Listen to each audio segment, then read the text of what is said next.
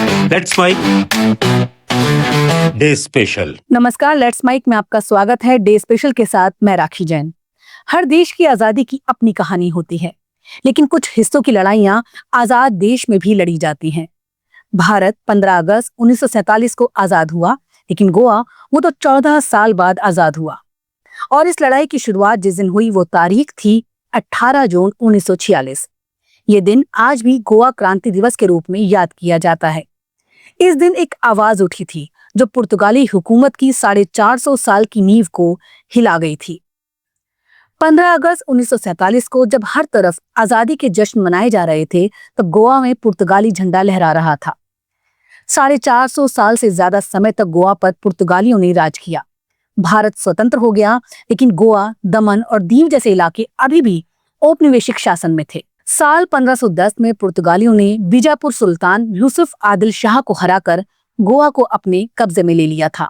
इस काम में पुर्तगालियों की मदद उनके एक स्थानीय सहयोगी तिमैया ने की थी। इसके बाद करीब 450 साल तक गोवा में पुर्तगाल का शासन रहा। साल 1946 में जब देश की आजादी का आंदोलन चरम पर था और इस बात के पूरे संकेत मिल रहे थे कि अंग्रेज भारत को जल्द ही आजाद कर देंगे, तब देश के ज्यादातर नेताओं का मानना था कि पुर्तगाली भी गोवा को आजाद कर देंगे और अंग्रेजों की तरह देश छोड़कर चले जाएंगे। लेकिन राम मनोहर लोहिया की राय इससे अलग थी। वो पुर्तगालियों की मंशा भांप चुके थे। इसी वजह से 18 जून 1946 को राम मनोहर लोहिया ने डॉक्टर जूलियो मेंजेस के साथ मिलकर एक बड़ी बैठक बुलाई। डॉक्टर जूलियो की बात करें तो वो गोवा के ही रहने वाले थे और राम मनोहर लोहिया के गोवा की आजादी के विचार से सहमत थे। इस बैठक में इन दोनों ने गोवा के लोगों को आजादी के लिए आंदोलन चलाने के लिए प्रेरित किया। डॉक्टर लोहिया ने जनता से एक सवाल पूछा, क्या तुम आजाद रहना चाहते हो या गुलामी में जीते रहोगे? और फिर जनता की आवाज गूंजी, गोवा को आजाद करो, पुर्तगालियों वापस जाओ। इस शांतिपूर्ण सभा में जब आवाजें बुलंद हुई तो पुर्तगाली पुलिस घबरा गई। भीड़ पर लाठियां बरसी, लोहिया को गिरफ्तार कर लिया गया। लेकिन अब जो चिंगारी उठी थी वो आग बन गई। 18 जून को ही पहली बार गोवा में जनता खुले रूप से पुर्तगाल के खिलाफ उठ खड़ी हुई। डॉक्टर लोहिया की गिरफ्तारी ने गोवा के लोगों में नई चेतना भर दी।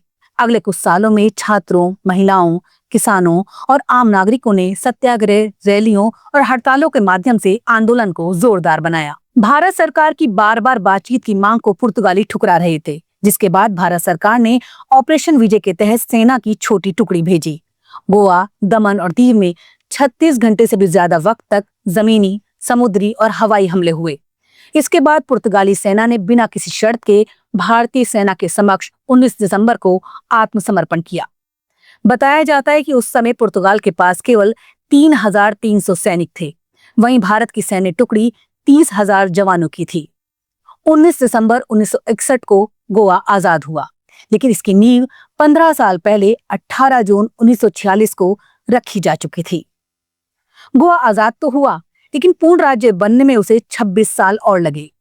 गोवा की आजादी के 1 साल बाद वहां चुनाव हुए और दयानंद भंडारकर गोवा के पहले निर्वाचित मुख्यमंत्री बने। गोवा के महाराष्ट्र में विलय को लेकर जनमत संग्रह हुआ। इस जनमत संग्रह में लोगों ने केंद्र शासित प्रदेश के रूप में रहना पसंद किया। इसके बाद 30 मई 1987 को गोवा को अलग राज्य का दर्जा मिला और ये देश का 25वां पूर्ण राज्य बना। आज 18 जून को गोवा में क्रांति दिवस के रूप में बड़े उत्साह से मनाया जाता है। स्कूलों, कॉलेजों, पंचायतों और सरकार द्वारा मार्च पास्ट, ध्वजारोहण और श्रद्धांजलि कार्यक्रम आयोजित किए जाते हैं। डॉक्टर लोहिया और जूलियाओ की प्रतिमाओं पर माल्यार्पण होता है और आज भी युवा वर्ग को बताया जाता है कि एक आदमी की आवाज पूरे राज्य की नियति बदल सकती है। डॉक्टर लोहिया का जन्म उत्तर प्रदेश में हुआ था, लेकिन उनकी एक पुकार ने गोवा के इतिहास को पलट दिया। उनकी सबसे बड़ी खासियत थी साहस और साफगोई। उन्होंने सिर्फ अंग्रेजों का नहीं, बाद में आजाद भारत की सरकारों की भी आलोचना की जब उन्हें लगा कि जनता के साथ न्याय नहीं हो रहा। गोवा के लोग आज भी उन्हें गोवा मुक्ति आंदोलन के जनक के रूप में याद करते हैं। 18 जून का दिन हमें सिखाता है कि असहमति भी देशभक्ति का रूप हो सकती है। कभी कभी सत्ता से सवाल करना, एक चुप व्यवस्था को हिला देना ही सच्ची देशभक्ति होती है। 18 जून एक तारीख जो हमें याद दिलाती है कि अगर आपकी आवाज में सच्चाई है तो एक बंद दरवाजा ही नहीं, एक पूरी व्यवस्था को खोल सकती है। आप सुन रहे थे लेट्स माइक की विशेष प्रस्तुति। इस पर आपकी राय का रहेगा इंतजार। लेट्स माइक के कमेंट बॉक्स में जरूर बताइएगा। आप सुन रहे थे let's mic more than radio.